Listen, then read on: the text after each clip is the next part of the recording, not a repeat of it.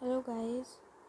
आज हम स्टार्ट करने जा रहे हैं सेल बायोलॉजी के कुछ प्रीवियस ईयर क्वेश्चंस।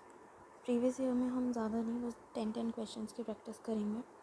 ठीक है, तो आइए देखते हैं। First question, the most abundant intracellular cation is. Most abundant intracellular cation, जो सेल के अंदर जिसकी कंसंट्रेशन ज़्यादा रहती है, वो कौन सा कटायन है? तो एज वी नो कि जो सेल होती है, एक ये सेल के बाहर का पोर्शन होता है जिसको एक्स्ट्रा सेलुलर बोलते हैं, और ये सेल के अंदर होता है जिसको इंट्रा सेलुलर बोला जाता है।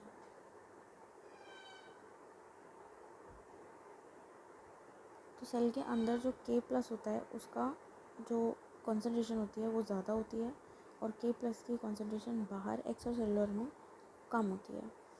ऐसे ही सोडियम की सेल के अंदर कंसंट्रेशन बहुत कम होती है, और सेल के बाहर इसकी कंसंट्रेशन मैक्सिमम होती है।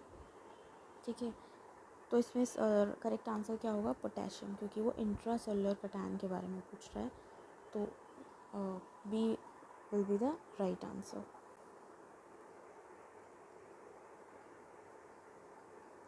नेक्स्ट क्वेश्चन पे आते हैं। The Golgi complex plays a major role.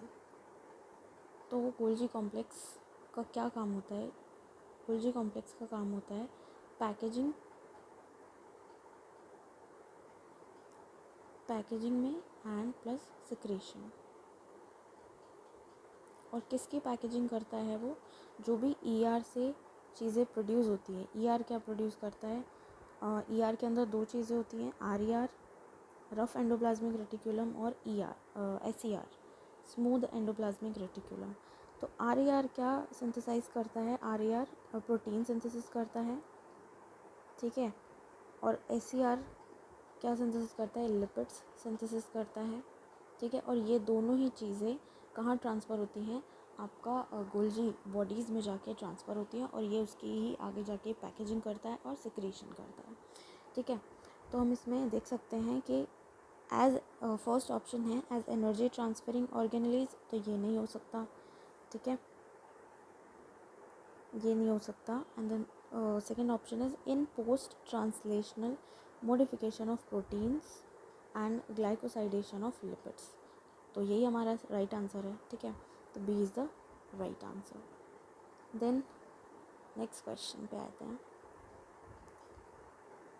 Third question is meiosis takes place in. Meiosis takes place in किस में होती है? मियोसिस मियोसिस आपके गैमीट्स में होती है। गैमीट्स जो कि क्या होते हैं? N होते हैं। N मीन्स हैप्लॉइड होते हैं।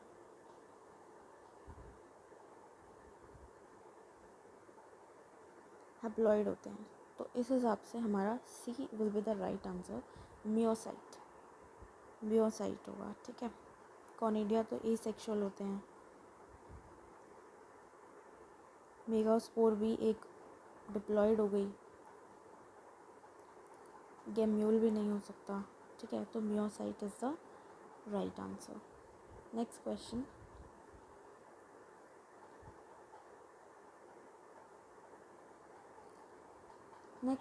बोलता है कि complex formed by a pair of synapses homologous chromosomes is called. जो पेयर होता है, pair of synapses homologous chromosome, उसको क्या बोलते हैं? बाइवेलेंट बोलते हैं। ठीक है, क्या बोलते हैं? बाइवेलेंट। तो ए क्या होगा? हमारा राइट आंसर होगा।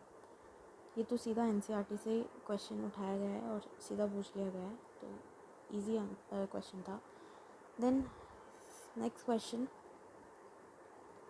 Question fifth, which structure perform the function of mitochondria. Mitochondria का फंक्शन परफॉर्म करता है इन बैक्टीरिया। बैक्टीरिया आपको पता है क्या, कौन सी सेल होती है? प्रोकारियोटिक सेल है। ठीक है, तो सेल ऑर्गेनेलीज प्रेजेंट होती नहीं है। Organelles are not present. तो माइटोकॉन्ड्रिया जैसा ही कुछ हो सकता है, माइटोकॉन्ड्रिया नहीं हो सकता। ठीक है, माइटोकॉन्ड्रिया प्रेजेंट नहीं होता, लेकिन उसके जैसा जो फंक्शंस को परफॉर्म करे ऐसा कौन होता है?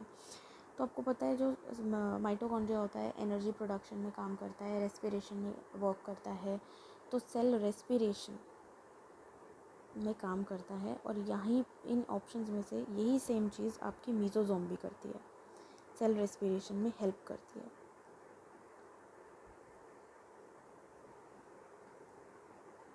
ठीक है, तो करेक्ट आंसर जो होगा वो आपका मीजोजोम होगा। नेक्स्ट क्वेश्चन पे आते हैं, question 6।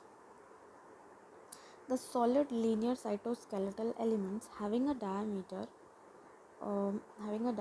6 nanometer and made up of a single type of monomer are known as, single type of monomer है और साइटोस्केलेटल एलिमेंट्स की यहाँ बात की गई है। तो साइटोस्केलेटल एलिमेंट्स में 3 चीज़ें आती हैं। एक आता है माइक्रो ट्यूब्यूल्स, एक आता है माइक्रो फिलामेंट्स, एक आता है इंटरमीडिएट फिलामेंट। तो माइक्रोट्यूब्यूल्स जो होती हैं उनकी जो डायामीटर होती है वो होती है 25 नैनोमीटर के अराउंड, और जो माइक्रोफिलामेंट्स होती हैं उनकी जो डायामीटर होती है वो 6 to 8 नैनोमीटर अराउंड होती है, और जो इंटरमीडिएट फिलामेंट्स होती हैं उनके 10 नैनोमीटर होती है। तो यहाँ पे किसकी पूछा है? 6 नैनोमीटर, तो microfilaments will be the right answer. Next question पे आते हैं, question 7। The osmotic expansion of a cell kept in water is chiefly regulated by, भाई किसी भी सेल को वाटर में रखोगे तो क्या होगा? ऑस्मोसिस। ठीक है, वाटर कंसंट्रेशन को वैसे भी जो हैंडल करता है, मतलब डिफ्यूजन जो करता है वाटर का या फिर सॉल्वेंट का, वो ऑस्मोसिस ही तो होता है। ऑस्मोसिस मतलब क्या होता है? Simple diffusion.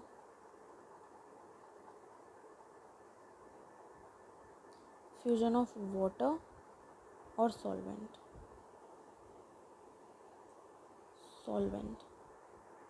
ठीक है, तो वो रेगुलेट कौन करता है? इनमें से कौन करता है? तो वैक्यूल्स वही रेगुलेट करते हैं। ठीक है, वाटर के एक्सपेंशन को अंदर बाहर करना वैक्यूल करता है। उससे क्या होता है? उसकी वॉल्यूम बढ़ती है, इंक्रीज़ हो जाती है सेल की वॉल्यूम। ठीक है, तो B is the right answer. Next question पे आते हैं, the motile bacteria are able to move by. तो मोटाइल बैक्टीरिया मतलब से ही पता चल रहा है कि लोकोमोशन पूछ रहा है। इनमें से कौन सा कर पाता है? कौन सा है जो लोकोमोशन करता है? तो हमें पता है पिलाई नहीं करता, सीलिया भी नहीं करते, फिम्ब्रे भी नहीं करते, फ्लैजेला करता है। ठीक है, तो क्वेश्चन नंबर 8 का राइट आंसर क्या होगा? B, flagella. नेक्स्ट क्वेश्चन पे आइए, question number 9। Match the following and select the correct answer. A is centriole. अच्छा, हमें जो पहले पता होता है ना, हम पहले उन्हें लगा लेते हैं। जैसे कि हमें पता है क्लोरोफिल कहाँ प्रोड्यूस होता है? थाइलाकॉइड्स में प्रोड्यूस होता है। दैट मीन्स ये है थाइलाकॉइड। क्रिस्टे हमें पता है क्या होते हैं? माइटोकॉन्ड्रिया में इनफोल्डिंग्स को ही क्रिस्टे बोलते हैं। तो सी का फर्स्ट हो गया। राइबोजाइम्स न्यूक्लिक एसिड में होती है। ठीक है, तो मतलब सी का फर्स्ट, डी का थर्ड, बी का second and A should be fourth. और सेंट्रियोल भी बेसल बॉडी होती है सीलियास की, मतलब वहीं पे होता है। तो आइए इसका वो देखते हैं, ए का फोर्थ, बी का सेकेंड एंड सी का फर्स्ट एंड डी का थर्ड। ऑप्शंस में देखते हैं, ए का फोर्थ, बी का सेकेंड या सी का फर्स्ट, ठीक है, एंड डी का थर्ड। ठीक है, that means first answer will be the correct answer. ठीक है, नेक्स्ट क्वेश्चन पे आते हैं। गाइस आप अपनी वीडियोस को थोड़ा पॉज करके अपने आंसर्स को टैली करके तब आंसर दीजिएगा इसका, और फिर अपने मार्क्स को टैली कीजिएगा कि कितने मार्क्स आपके आए हैं। ठीक है, क्योंकि आपको पता है प्रीवियस ईयर क्वेश्चंस बहुत ज़्यादा इंपॉर्टेंट होते हैं, NEET exam point of view से बहुत ज़्यादा इंपॉर्टेंट हैं भी। इसीलिए आप अपने मार्क्स को, अपनी तैयारी को देखने के लिए कि कितनी है या कितनी नहीं हुई है या कितनी बाकी है, आप वीडियो को पॉज करके एंड देन उसका आंसर्स दीजिएगा और कमेंट करके बताइएगा। Question number 10, secondary cell wall in plant differs from primary cell wall. Secondary cell wall कैसे डिफरेंट होती है प्राइमरी सेल वॉल से? As we know that primary cell wall के अंदर आपका सेलुलोज पाया जाता है, हेमी सेलुलोज भी पाया जाता है, बट लिग्निन ऐसा है जो ये इसमें नहीं पाया जाता, वो सेकेंडरी में ही पाया जाता है केवल। दैट मीन्स कि lignin is the right answer. ठीक है, तो ये हो गए हमारे 10 क्वेश्चन पूरे, एंड यहाँ पे आपको आंसर्स भी दिए हुए हैं, मतलब ताकि आप बाद में कुछ रह जाए तो आप बाद में इसको टैली कर लो। और अगर कोई इधर उधर आंसर हो भी गया हो तो गाइस वो हो सकता है टाइपिंग में मिस्टेक हो गई हो। ठीक है, सो ये हमारे 10 क्वेश्चंस थे जो कि बहुत इंपॉर्टेंट क्वेश्चन है सेल बायोलॉजी में से।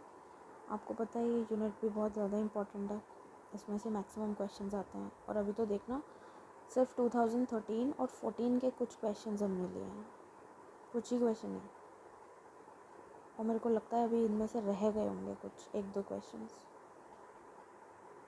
सी 2014 तक है।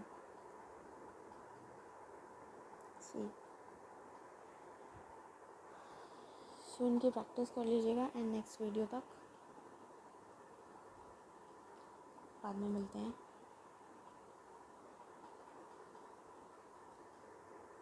Thank you.